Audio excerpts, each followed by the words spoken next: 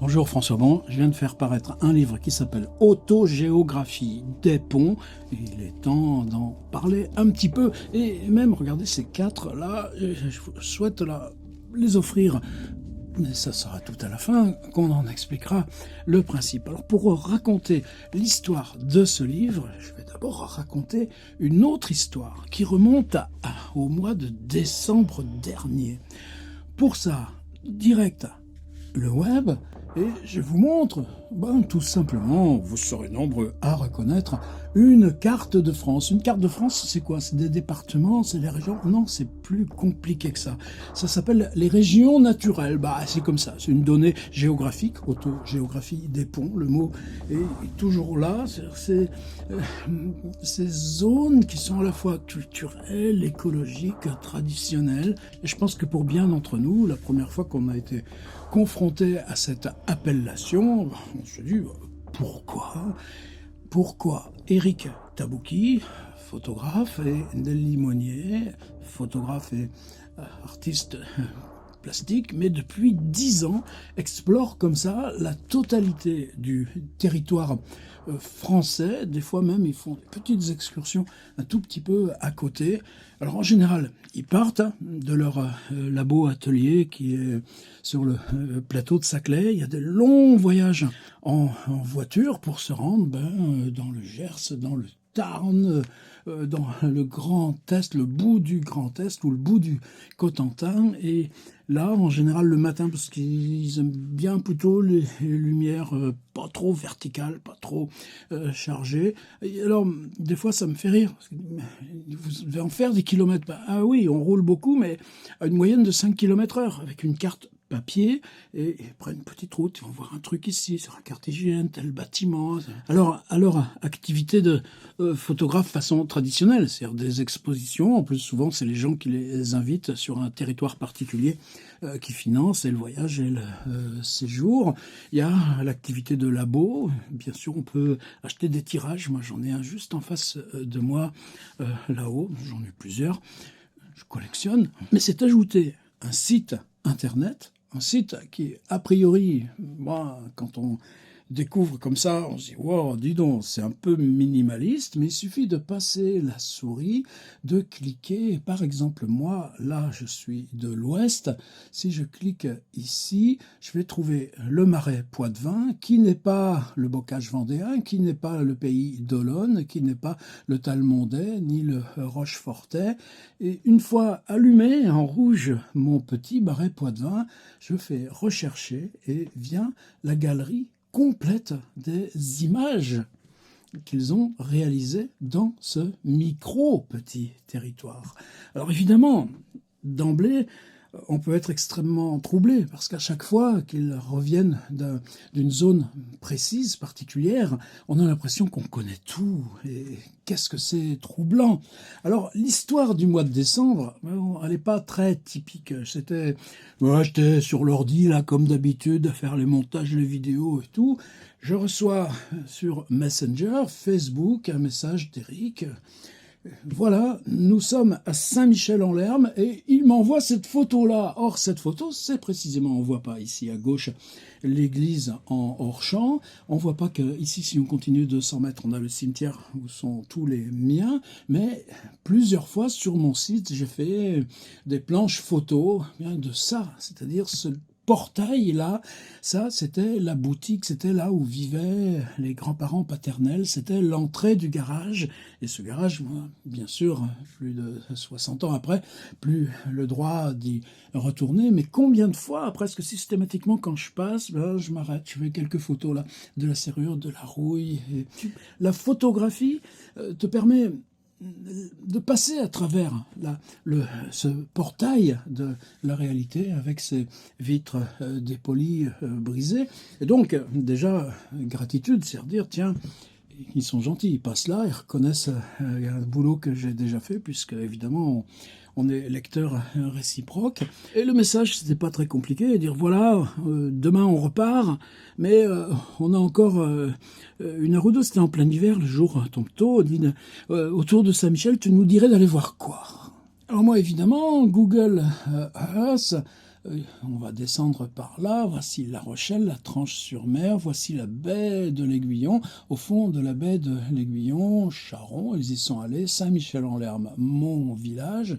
Et moi, quand ils me disent quoi faire quand on a 1 heure à Saint-Michel-en-Lerme, je dis, bon, écoutez, au lieu de prendre la petite route qui va à l'Aiguillon-sur-Mer, tu prends la petite route qui va au rocher de la Dive. Vous savez bien, Rabelais en parle de ce rocher de la Dive qui est ici une sorte, une petite île, comme tous ces villages étaient des îles encore au temps de Rabelais. Et il y a la digue, cette vieille digue de l'Aiguillon-sur-Mer du bout de notre jardin. On voyait alors ce petit trait noir avant l'horizon de mer. Et ici, c'est des chemins qui vont tout droit et qui passent là des lignes qui sont les digues successives des prises, c'est-à-dire l'assèchement de cette baie pour en faire des pâturages. Et là, je dis, si vous avez le temps, allez voir ici, c'est... on appelait ça autrefois le bout du monde. Maintenant, c'est Saint-Michel-en-Lerme, le vieux port. Et là, près du chenal, il y a quoi ? Je reviens à l'Atlas. Ils y sont allés, et quand j'ai découvert les planches là ramenées de cette équipée, voici là ce qui était l'endroit où je les ai envoyés, ce vieux chenal, et puis pour que les bateaux y accostent, ces vieilles estacades avec ces échelles de bois. Et vous savez quoi ? Une dizaine de jours plus tard, j'ai reçu, pareil que la collection de mes tirages, cette image-là, en grand, alors qu'ils savaient pertinemment, toujours via Facebook, quand moi j'avais vu qu'ils allaient là-bas, que c'est l'endroit où j'ai demandé à mes 2 frangins un jour d'aller déposer mes cendres. C'est dans pas longtemps. Puis, de toute façon, s'ils ne le font pas, quelle importance! Mais vous voyez comme ça peut être extrêmement troublant. Mais quand je regarde l'ensemble de ce qu'ils ont ramené ce jour-là, alors sur cette même petite route, par exemple, Modern Garage, non, ça je sais pas où c'est, mais alors pas du tout. Par contre, ça, ces écluses, je les connais par cœur. C'est-à-dire que quand je vois l'image, j'ai dans la tête la convocation d'une réalité avec comment c'est, les matériaux, les peintures, les épaisseurs, l'odeur. Je connaissais même le nom du gars, Tancred Pépin. C'est celui qui, pour la commune de Saint-Michel-en-Lerme, il habitait une cabane là, près de la digue, et il était chargé à chaque marée haute, marée basse, de surveiller ces 4 écluses, monter les vannes, et tout ça. Et tout d'un coup, on échappe à l'objet, même sous forme image, devient une médiation pour entrer dans la réalité qu'elle représente. Non, dans cette réalité ancienne en vous qui appelle et développe tellement d'harmonique autour. Ça, on est à Charon, plus près de La Rochelle, mais ça pourrait être aussi là, directement sur le port aux moules là, de l'Aiguillon-sur-Mer. Des choses extrêmement banales, oui, la laiterie coopérative de Saint-Michel-en-Lerme, mais c'était la plus grande usine, elle était dirigée par un nommé Richardot, et Didier Richardot était en classe avec moi. Donc la laiterie, j'ai encore aussi les odeurs à l'intérieur. Et là, quand je les avais envoyés, je leur dis, vous verrez, un vieux silo qui paye pas de mine. Oui, mais ce silo, alors vous voyez, ça aussi, c'est des différences entre Eric et Nelly et moi. C'est-à-dire que chaque fois que moi je vais dans le coin là-bas, je m'arrête au silo et je fais une série de 10, 20, 30, là, sous tous les angles, avec cette même caméra là, qui me filme, et j'ai ça depuis 2003, des collections entières de... Mais ça change pas. Ou du moins, je ne sais pas ce qui change.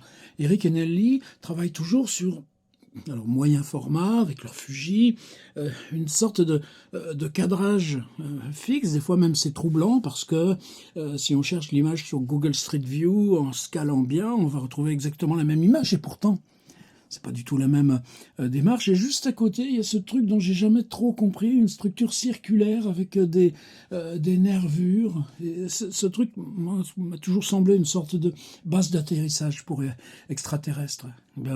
Ils l'ont rapporté aussi. Encore une écluse. Et ici, on voit la silhouette de Nelly sur juste une planche de béton, enfin une travée de béton par-dessus un vague fossé. Oui, mais là, moi, j'ai même la rugosité dans les mains.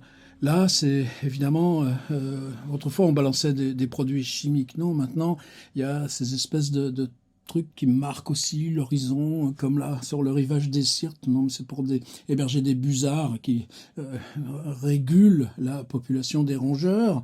Et cette maison que nous on appelle du génie, ce qu'elle est intéressante à photographier, qui n'échappent pas à leur détermination de ruine et qui n'arrivent pas à les dépasser. Moi, j'ai plein de photos faites de l'intérieur. C'est la maison qui hébergeait les ingénieurs chargés de la construction de la digue de l'Aiguillon, qu'ils n'ont pas photographiée. Et puis cette côte massacrée, le Mexicain, loisir océan, golfe miniature.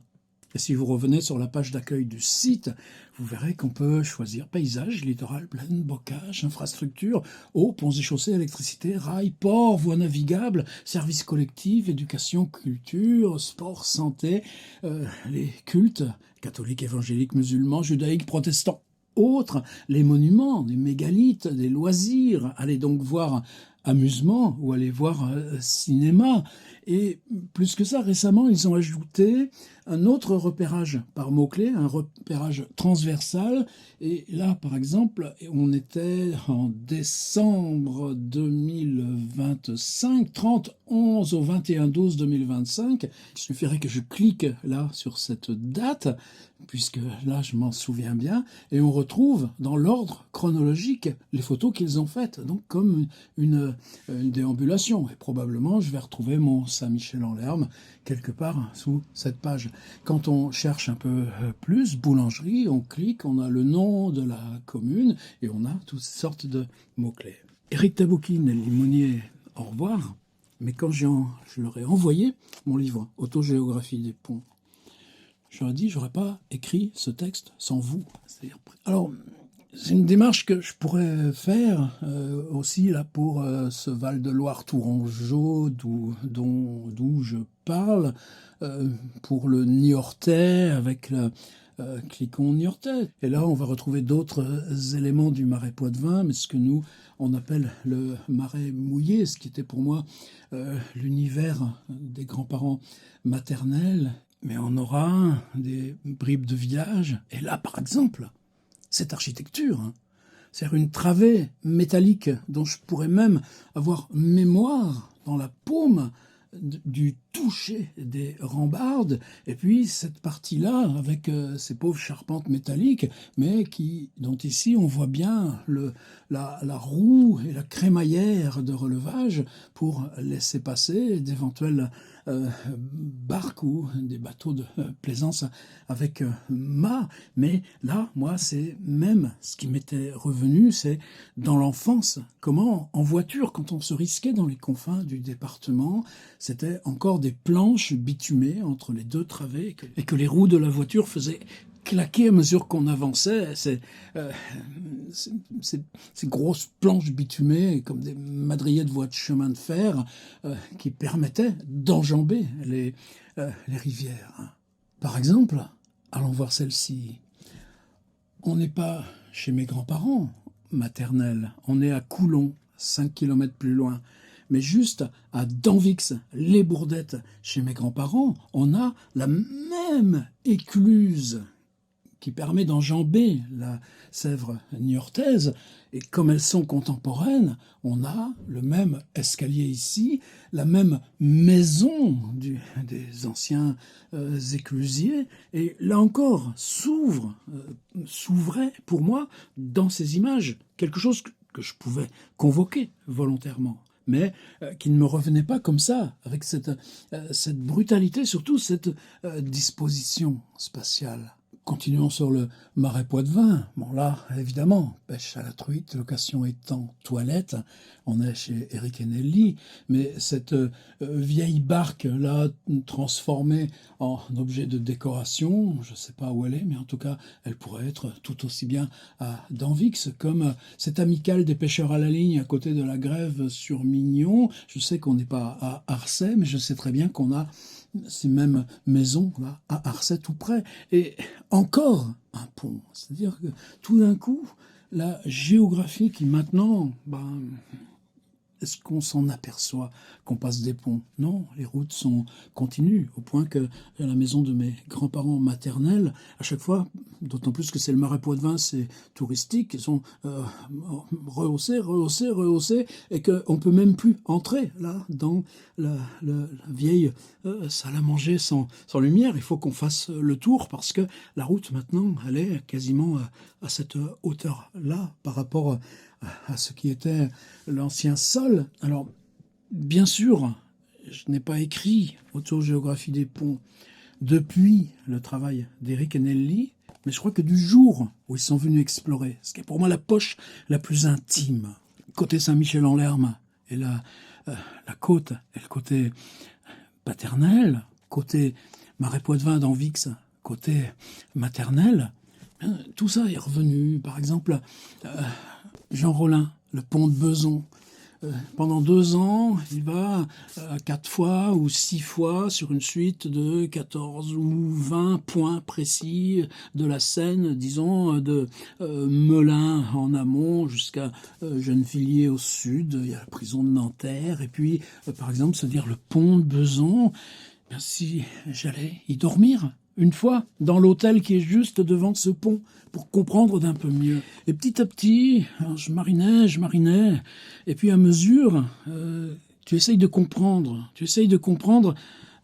ce qui fait que, par exemple, autrefois, prendre un bac, au Québec, on en prend encore plein, on appelle ça le traversier. Et je me souviens que, par exemple, un jour à Tadoussac, revenant de la côte nord, on prend le traversier, et juste en dessous, on voit un bateau qui s'appelle le Balzac. Mais des traversiers, on en prend constamment, même dans la ville de Québec, pour aller à Lévis, de l'autre côté. Et petit à petit, ce rapport comme ça de sa propre vie avec des ponts a commencé à faire, non pas s'épandre, mais devenir une sorte d'inventaire intérieur. Alors cet inventaire, si je le prends au sérieux, je reviens sur Google Earth. Alors moi, le tout petit timbre-poste, il est là.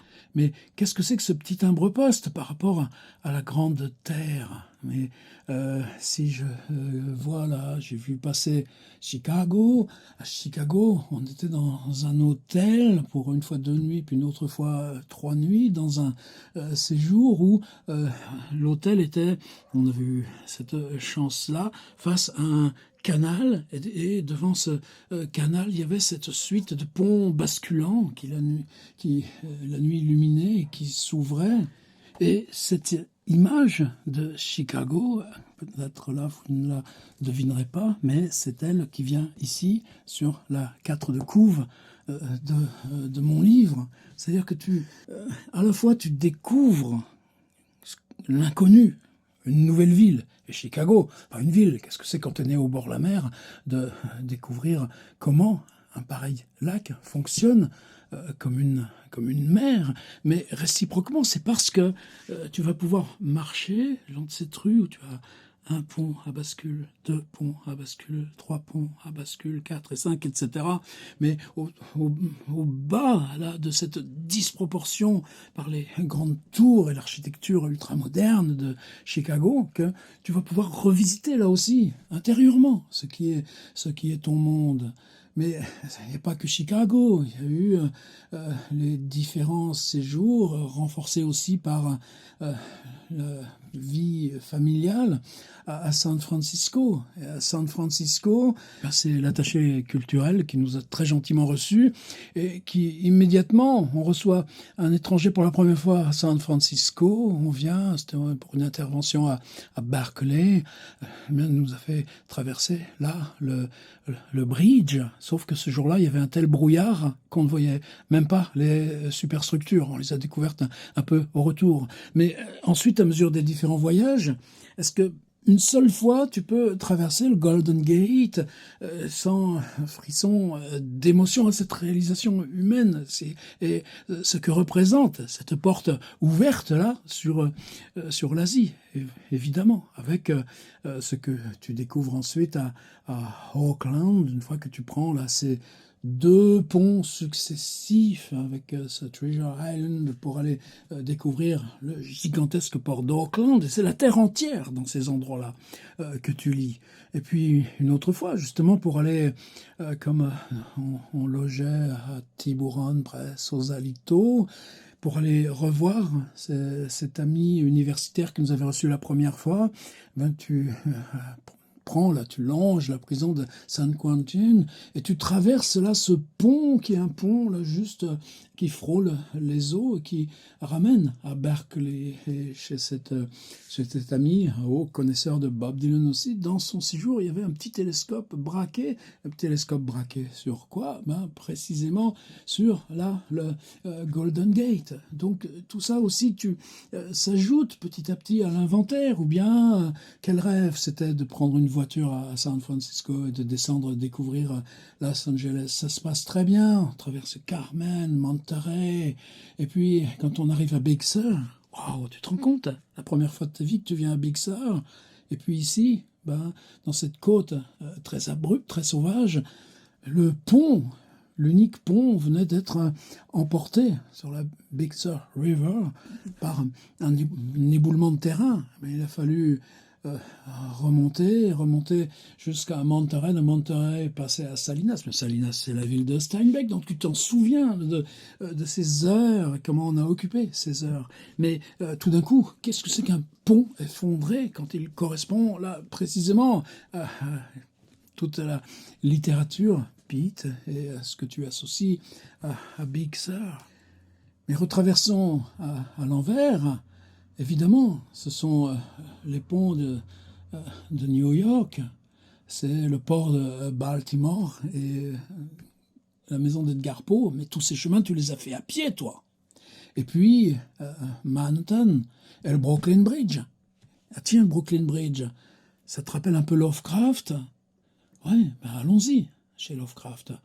On prenait l'East River, il remontait là, le grand Long Island Sound en bateau, et on arrivait ici, à Narragansett, Newport, et là, on remonte la Seekonk. Et là, c'est quoi les ponts de Providence? Rappelle-toi, Nyarlathotep, ce conférencier qui vient là dans la ville. Lovecraft descend, le narrateur descend de la colline, va se rendre à la salle de spectacle. C'était l'époque où il y avait ces conférences avec des démonstrations électriques. Et là, la démonstration, c'est on est dans cette projection cinématographique. Tous les spectateurs sont attirés, vont rentrer sous l'écran et vont être convoyés petit à petit vers cette centrale électrique qui, elle, là, est sur Google Earth. Je retrouve le pont de Providence avec aussi ces structures basculantes et puis cette centrale qui existait du temps de Howard Phillips Lovecraft et là où ce Nyarlathotep fait s'engouffrer souterrainement tous les gens qui ne disposent plus de leur libre arbitre. Et tout d'un coup, et l'inventaire continue de s'alimenter. Par exemple, de Providence, quand tu t'en vas vers Newport, mais que tu bifurques pour aller visiter le New Bedford, là, de Moby Dick, hein, ou que tu veux remonter sur Cape Cod, tout d'un coup la route arrive à Fall River, qui est une rivière encore avec toute la puissance de ces moulins alimentant des turbines pour le textile, comme on a dans Innsmouth. Le viaduc descend à fond sur ces vieilles filatures du 19e siècle, et c'est une image, encore, qui est mentale. Et qu'est-ce que tu peux retrouver de toi, parce que tu vas aller chercher un à un tous ces ponts. Je suis braqué sur les US, ben, peut-être pas tant que ça. Prenons l'Inde, prenons 1979, et puis essayons de trouver Bombay. Et puis allons à Mumbai, qu'en disait encore Bombay à l'époque. Et si je cherche ici, je vais retrouver facilement ce grand centre atomique, le Bhabha Atomic Research Center, dans lequel j'ai été hébergé une fois 3 mois, une fois 4 mois, et l'année suivante encore un peu plus d'1 mois. Et puis, plusieurs fois, j'avais été invité de l'autre côté. Ici, j'ai des gens qui travaillaient là, dans ce centre atomique. Et pour ça, il fallait prendre un bus qui marchait avec ses grappes de gens. Bah oui, c'était 1979-80, c'est vieux, mais qui passait au-dessus de cette baie-là. Et tout d'un coup, ce souvenir, ce pont devient là comme un reste de rêve. Partout où tu es allé ailleurs dans le monde, est-ce qu'il t'en souvient d'autres des ponts? Par exemple, Berlin. Berlin, c'était l'année 1988, la ville comme une île, mais il y avait ce Oberbaumbrücke. Ce Oberbaumbrücke était une espèce de pont fortifié qui était réservé aux piétons. C'était le seul endroit par lequel des gens venus d'Allemagne de l'Est pouvaient venir à pied visiter leur famille à l'ouest, et puis au long c'était la Spree. Alors la Spree avec de l'autre côté les miradors, avec les vedettes de police qui passaient là incessamment. Puis tu reviens qu'un soir tu as vu un camion venir ici, c'est une espèce de canal qui s'abouche dans la Spree, et puis vider comme ça 2 mètres cubes, une pleine benne d'anguilles vivantes pour repeupler la Spree. Et qu'est-ce que tu retrouves de précisément peut-être aujourd'hui, où le monde est dans un tel état, à revenir à ce qu'étaient ces images d'avant la chute du mur et la fin là, du bloc socialiste, et que pour toi, là, c'est cette image de la Spree au soir, au pied de Oberbaumbrücke, et ce déferlement-là d'anguilles. Alors, qu'est-ce qu'il y a d'autre dans ce livre? Est-ce que c'est une accumulation, un inventaire? Non, parce qu'à mesure, toujours, tu veux revenir à quoi? À ce pont derrière la maison de Danvik. C'était un pont sans travée qui enjambait quoi? Une vieille conche avec des lentilles. Mais comme il s'agit de l'enfance, tu la retraverses jamais impunément. Et puis une autre figure, bien sûr, il y a aussi le Danemark, la Hollande et d'autres, toujours sur le même principe. Mais tu trouves aussi des écrivains. C'est-à-dire Paris, est-ce que... oui, bien sûr, qui d'entre nous n'aurait pas de souvenirs liés à traverser Paris par les ponts? Mais si tu les cherches dans Modiano, qu'est-ce que tu vas trouver?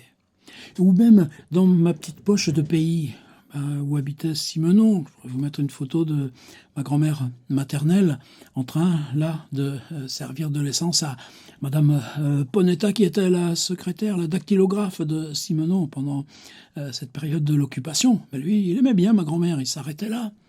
Donc dans Simenon, on a plein d'occurrences, et en particulier une du pont du Brou. Ce pont du Brou, sur un pont tournant, mais un paysage qui moi aussi reste marquant. Par exemple, je reviens chez Éric Tabouquier et Nelly Monnier. Ami, il y a une petite coquille, vous avez mis la Sèvre noirtaise au lieu de la Sèvre niortaise. Bah oui, noire, parce que regardez la couleur des eaux, là, où elle va se jeter, là, dans le fond de la baie, avec l'amplitude des marées. Mais là, ce pont, il a été démonté. Mais ils ont fait cette magnifique photo avec une suite d'échelles. Tout d'un coup, c'est toute l'enfance, là encore, qui revient.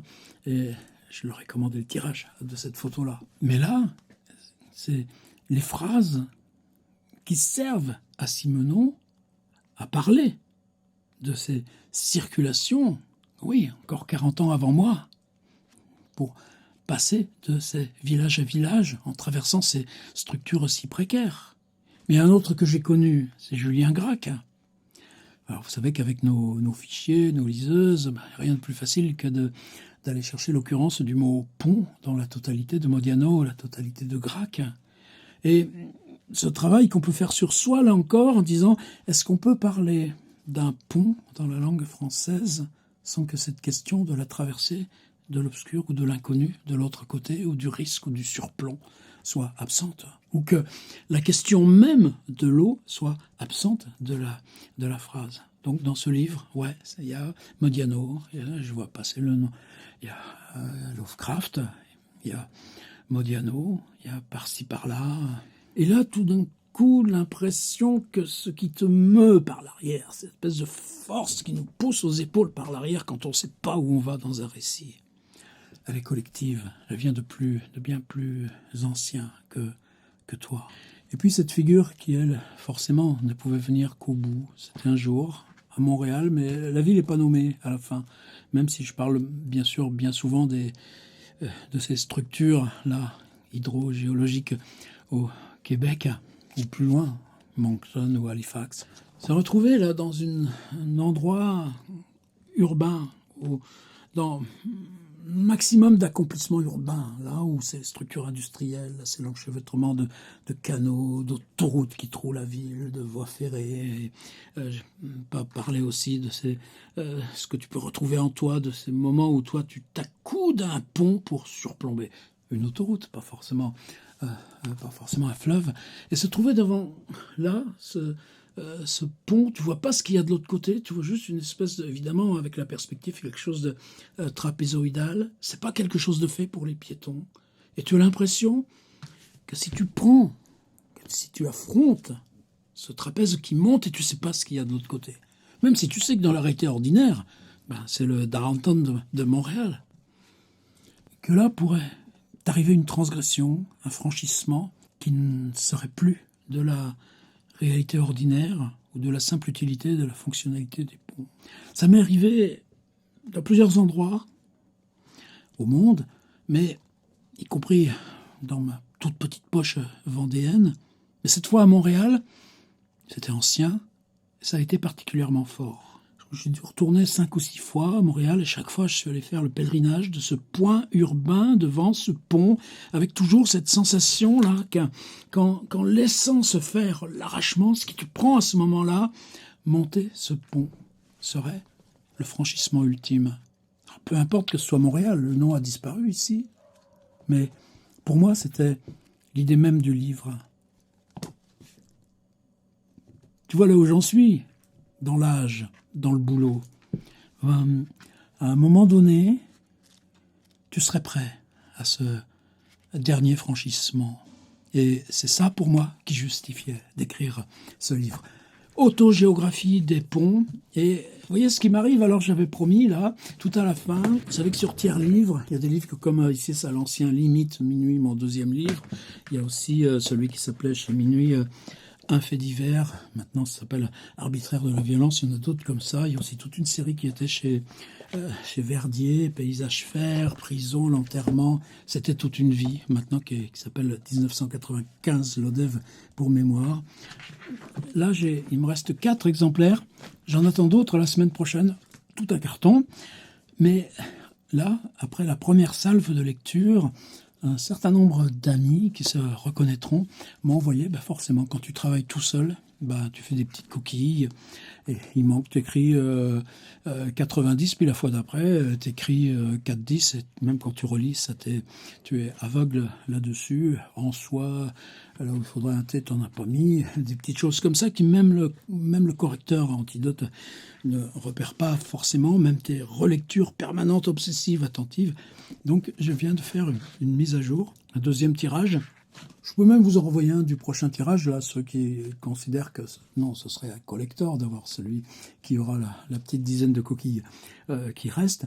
Et donc ces 4-là, c'est la version avec les coquilles. Pas beaucoup, quelques-unes. Mais j'ai décidé que je les mets de côté. Et si vous m'achetez là les livres, les autres titres, ceux-ci partiront gratuitement avec. Sinon, vous commandez, et bien sûr, vous l'aurez dans la version corrigée. Post-scriptum, là, avant-hier, un ami a lu un passage à haute voix sur sa propre chaîne. J'en suis pas encore capable. Je peux pas entrer dans ce livre pour en lire un passage. Je vous le raconter. Mais juste pour vous dire que c'est un truc qui compte pour moi. Pendant assez longtemps, même au début, comme je sentais que j'étais parti sur quelque chose d'important, se dire, est-ce que c'est un livre pour les gens qui m'ont fait confiance et ont édité d'autres de mes livres en amont, puis à un moment donné se dire, non, maintenant c'est fini, t'es plus dans ce chambard là, tu travailles pour toi, pour un rapport de confiance, de communauté. Elle peut être très restreinte. C'est pas ça l'important. C'est un autre rapport à l'écoute réciproque et au travail. Donc à partir de ce moment-là, je me suis dit, continue ton récit. Il m'a fallu exactement 50 jours pour l'écrire. Puis ensuite, tu sais que tu es au bout. Tu sais pas pourquoi, mais tu es au bout. Il faut que ça reste dans cet équilibre. Et se dire à ce moment-là, non, je préfère que ce soit maintenant et que ce soit sur mon propre label tiers-livre. Par contre, le titre, ouais, si, je peux vous avouer, au tout début, ça s'est appelé Le Dernier des Ponts. Bon, je savais bien que c'était qu'un titre provisoire. Puis il y a ce mot autogéographie. J'ai écrit un livre qui s'appelle Autobiographie des objets. Pour moi, c'était tellement dans la continuité. Autogéographie. J'ai découvert que je ne suis pas le premier, je ne suis pas l'inventeur du mot. Je n'ai pas été voir, il a été utilisé dans des travaux universitaires.